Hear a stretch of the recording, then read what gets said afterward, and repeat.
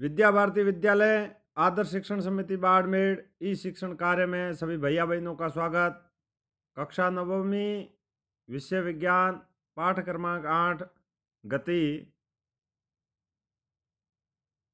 Video भाग क्रमांक 2 में आज हम गति की दर का मापन के बारे में अध्ययन करेंगे। किसी दी गई निश्चित दूरी को तय करने के लिए अलग अलग वस्तुएं अलग अलग समय लेती है न। कोई निश्चित दूरी है, उस दूरी को पूरा करना है तो अलग अलग वस्तुएं अलग अलग समय लेगी। जैसे साइकिल अलग समय लेगी, मोटरसाइकिल अलग समय लेगी, बस अलग समय लेगी। इस प्रकार से दूरी तो निश्चित है परंतु उसको अलग अलग वस्तुएं अलग अलग समय में पूरा करती है। इनमें से कुछ तेज होती हैं तो कुछ धीमे। वस्तुओं की गति करने की दर अलग अलग होती है। अलग अलग वस्तुएं समान दर से भी गति कर सकती है। अलग अलग जो वस्तुएं होती है वह समान दर से भी गति कर सकती है और असमान दर से भी गति कर सकती है।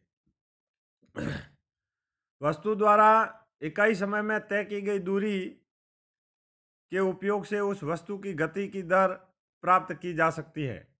इकाई समय में वस्तु ने कितनी दूरी तय की उसके द्वारा अपन उस वस्तु की गति करने की दर ज्ञात कर सकते हैं।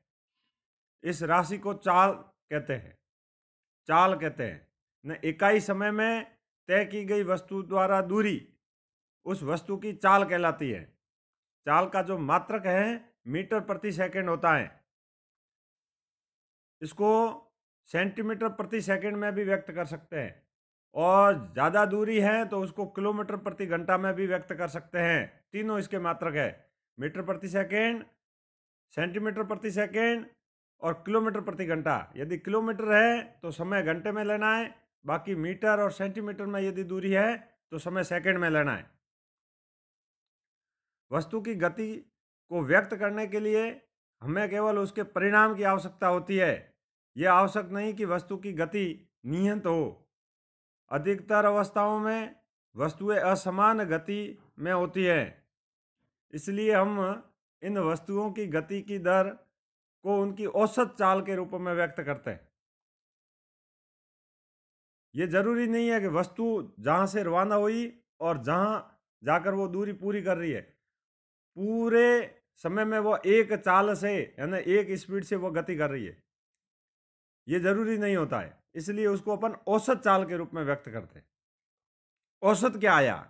कुल समय लगा, कुल दूरी तय की, उसमें औसत उसकी दर क्या रही? तय की गई कुल दूरी को कुल समय अवधि जो होती है उसमें भाग देकर प्राप्त किया जाता है। कुल दूरी कितनी थी और समय कितना था, उस दूरी के अंदर समय का यदि भाग दे देते हैं तो औसत चाल आ जाती है। तो औसत चाल का जो सूत्र होता है वस्तु द्वारा तय की गई कुल दूरी बटा कुल समय अवधि, दूरी बटा समय, ये औसत चाल का सूत्र है। दूरी के अंदर समय का यदि भाग देंगे तो वस्तु की चाल आ जाएगी। यदि एक वस्तु t समय में s दूरी तय करती है तो उसका औसत चाल जो है उसका सूत्र हो जाएगा s बटा t, यानी s यानी दूरी, t यानी समय। दूरी के अंदर समय का भाग चाल आ जाएगा।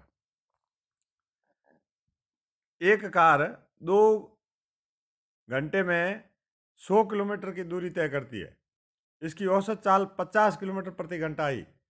कार पूरे समय 50 किलोमीटर प्रति घंटा की चाल से नहीं चलेगी, कुछ समय उससे अधिक होगी, कुछ समय उससे कम भी हो सकती है।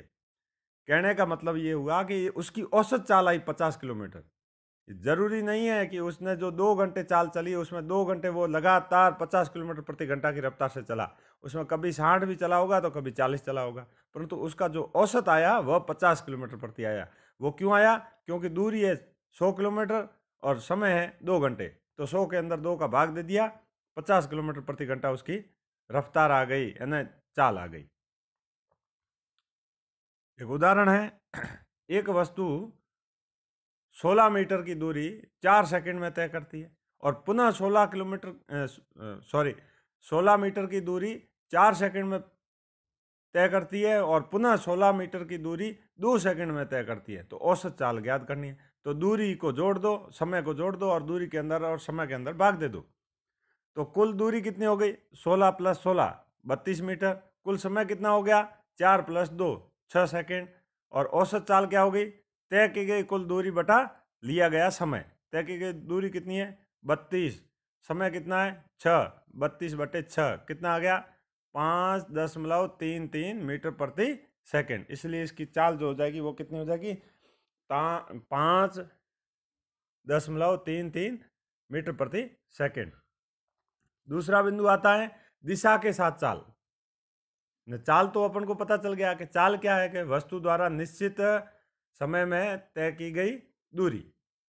निश्चित समय है, उस निश्चित समय में उसने दूरी कितनी तय की वो उसकी चाल है। अब चाल के साथ साथ दिशा किसी वस्तु की गति की दर और अधिक व्यापक हो सकती है अगर हम उसकी चाल के साथ उसकी दिशा को भी व्यक्त करें। न चाल तो अपन ने ज्ञात की, उसके साथ साथ दिशा भी ज्ञात करें तो वह एक सदिश राशि हो जाएगी। सदिश राशियां है ना, वह राशि जिसमें दिशा का बोध होता हो सदिश राशि है। चाल एक अदिश राशि है, चाल के अंदर दिशा का बोध नहीं होता है। परंतु अभी जो अपन राशि पढ़ेंगे अगली राशि, उसके अंदर दिशा का बोध होता है, तो वह सदिश राशि है। वह राशि जो इन दोनों पक्षों को व्यक्त करती है, ना दिशा को भी व्यक्त करेगी, चाल को भी व्यक्त करेगी, उसे वेग कहेंगे। निश्चित समय में निश्चित दिशा में तय की गई दूरी को वेग कहते हैं। ये वेग की परिभाषा होती है। निश्चित समय में निश्चित दिशा में तय की गई दूरी वेग कहलाती है। चाल में और वेग में सिर्फ अंतर इतना ही है। चाल में क्या था? निश्चित समय में तय की गई दूरी, उसमें दिशा नहीं थी। निश्चित समय में तय की गई दूरी को चाल कहते हैं, परंतु निश्चित समय में निश्चित दिशा में तय की गई दूरी को वेग कहते हैं। अतः एक निश्चित दिशा में चाल को वेग कहते हैं। किसी समान या असमान हो सकता है। यदि वस्तु की गति की दिशा या दोनों के परिवर्तन के साथ परिवर्तित हो सकती है। जब एक वस्तु सीधी रेखा में बदलती हुई चाल के साथ गति कर रही है तो गति की दिशा के परिणाम को भी औसत वेग के द्वारा व्यक्त कर सकते हैं। इसकी गणना औसत चाल की गणना के समान ही होती है। यदि वस्तु का वेग समान रूप से परिवर्तित हो रहा है तब दिए गए प्रारंभिक वेग और अंतिम वेग के अंकगणितीय माध्यम के द्वारा औसत वेग प्राप्त किया जा सकता है। औसत वेग यदि ज्ञात करना है तो प्रारंभिक वेग प्लस अंतिम वेग भाग 2। प्रारंभिक वेग कितना था और अंतिम वेग कितना था, इन दोनों को जोड़कर 2 का भाग दे देना। यहाँ जो वी औसत वेग को बताता है, यू जो है वो प्रारंभिक वेग है, वी जो है उसको अंतिम वेग द्वारा व्यक्त कर सकते हैं। और चाल तथा वेग दोनों का मात्रक समान रहता है, मीटर प्रति सेकेंड। इस प्रकार से ये अपना पाठ था। अब जो है अभ्यास प्रश्न कुछ है जो आपको करने हैं। चाल और वेग में अंतर, इस प्रकार से ये 5 जो अभ्यास प्रश्न दे रखे हैं ये आपको अभ्यास पुस्तिका में करने हैं।